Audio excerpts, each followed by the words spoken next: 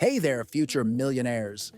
Welcome back to The Wealthy Turtle, where we take the slow and steady approach to building real wealth. And if you're new here, make sure to hit that subscribe button and ring the notification bell, because we're dropping money wisdom every week. Today, we're diving into video number 5 of our budgeting series, and this one's a game changer. We're talking about building a budget that actually survives real life. Because let's be honest, how many of you have created the perfect budget only to watch it crumble within the first week? Yeah, I thought so. Today, we're fixing that problem once and for all. Here's the thing that nobody tells you about budgeting. Rigid budgets don't work in the real world. Life happens. Cars break down. Kids get sick. Your favorite restaurant has a surprise promotion. And when your budget can't handle these curveballs, you end up feeling like a failure and giving up entirely. But what if I told you there's a way to create a budget that actually gets stronger when life throws you those unexpected punches? That's exactly what we're covering today. Point 1. Keep your budget flexible. Let's start with the foundation. Flexibility. Think of your budget like a tree, not a rigid pole. Trees bend in the wind. That's why they survive storms. Rigid poles, they snap. A flexible budget has built-in wiggle room. Instead of allocating every single dollar to a specific category, you leave some money unassigned. I call this your flexibility fund. It's like a small buffer that lets you adjust on the fly. For example, if you budget $300 for groceries but spend $320 one month because you hosted friends for dinner, your flexibility fund covers that extra $20 without destroying your entire budget. The key is to plan for imperfection from the start. Don't create a budget that only works if everything goes exactly according to plan. Because spoiler alert, it never will. Point 2. Most common unexpected expenses. Now, let's talk about what unexpected expenses actually look like. I put that in quotes because many of these expenses aren't truly unexpected. They're just irregular.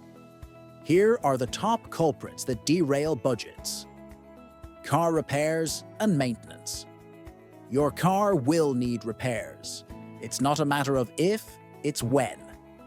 The average American spends about $1,200 per year on car maintenance and repairs. Medical expenses? Even with insurance, co-pays, deductibles, and unexpected health issues add up fast. Home repairs. Whether you rent or own, stuff breaks. Water heaters die, roofs leak, appliances give up. Technology failures. Your phone screen cracks, your laptop crashes, your washing machine stops working. Pet emergencies. If you have pets, you know they have a talent for getting sick or injured at the worst possible times. Seasonal expenses, holiday gifts, back-to-school shopping, summer camp fees. These happen every year but somehow still catch us off guard. The secret sauce? These expenses are only unexpected the first time. Once you've lived a few years as an adult, you start to see the patterns. Point 3. Plan for the unexpected. This is where most people go wrong. They budget for their regular monthly expenses, but completely ignore the irregular ones. It's like planning a road trip, but only budgeting for gas and ignoring food, hotels, and tolls. Here's how to plan for the unexpected. Create a Murphy's Law category in your budget. Murphy's Law says anything that can go wrong will go wrong. Budget for it. I recommend starting with $100 to $200 per month in this category. Use the annual method. Add up all your irregular expenses from last year, or estimate them, and divide by 12. Car registration, insurance deductibles, holiday gifts, birthday presents, annual subscriptions, all of it. That's your monthly irregular expenses budget. Track patterns. Keep a simple note in your phone about unexpected expenses. After a few months, you'll start seeing patterns and can budget more accurately. The goal isn't to predict exactly what will happen. It's to have money set aside when something does happen. Point 4. Leave space for slip-ups. Let's get real for a moment. You're going to mess up your budget sometimes. You'll overspend on coffee, forget about a subscription, or impulse buy something you don't need. This doesn't make you bad with money. It makes you human. Smart budgeters plan for these slip-ups instead of pretending they won't happen. Here's how. Build in a "Oops" fund. I budget $50 to $100 per month for mistakes and impulse purchases. When I slip up, I don't feel guilty. I just use my Oops fund. Do monthly budget reviews.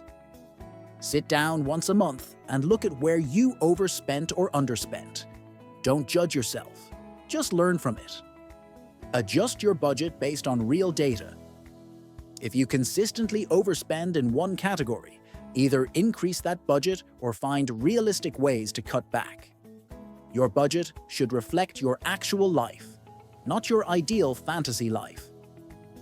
Use the envelope method for problem categories. If you always overspend on dining out, put cash in an envelope. When it's gone, it's gone. No judgment, just natural limits. Remember, the goal isn't perfection, it's progress. A budget that you stick to 80% of the time is infinitely better than a perfect budget you abandon after 2 weeks. Point 5. Emergency funds and budget flexibility.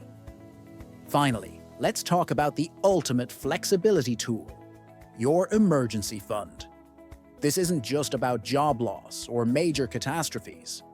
A good emergency fund makes your entire budget more flexible. Here's why emergency funds are budget superpowers. They remove the panic from unexpected expenses. When your car needs an $800 repair, you're not scrambling to figure out which bills to skip. You just use your emergency fund. They prevent debt spirals. Without an emergency fund, unexpected expenses go on credit cards, creating monthly payments that make your budget even tighter. They give you negotiating power. When you have money saved, you can take advantage of opportunities like buying in bulk during sales or paying annually for discounts. Start small, but start now. Even $500 makes a huge difference. Work up to 1 month of expenses, then 3 months, then 6 months. But don't let the big goal stop you from starting with something small. Keep it separate. Your emergency fund should be in a separate savings account, not mixed with your checking account. Out of sight, out of mind, but accessible when you need it. All right, wealthy turtles, let's recap the 5 keys to a flexible budget that actually survives real life. Build flexibility into your budget from the start. Plan for common, unexpected expenses. They're more predictable than you think. Create specific categories for irregular expenses. Budget for slip-ups and use them as learning opportunities. Build an emergency fund to be your ultimate flexibility tool. Your action item for this week. Look at your current budget and add just one flexibility element. Maybe it's a $50 Murphy's Law fund, or maybe it's increasing your grocery budget by 10% to account for those weeks when life gets crazy. If this video helped you see budgeting in a new light, smash that like button and subscribe for more practical money tips. Drop a comment below and tell me, what's the most unexpected expense that's ever derailed your budget? I read every comment, and your stories help me create better content for all of us. Next week, we're diving into budgeting apps and tools. Which ones actually work and which ones are just expensive distractions? You won't want to miss it. Remember, building wealth is a marathon, not a sprint. Take it slow, take it steady, and keep moving forward. That's the Wealthy Turtle way. I'll see you in the next video. And until then, keep building that wealth, one smart decision at a time.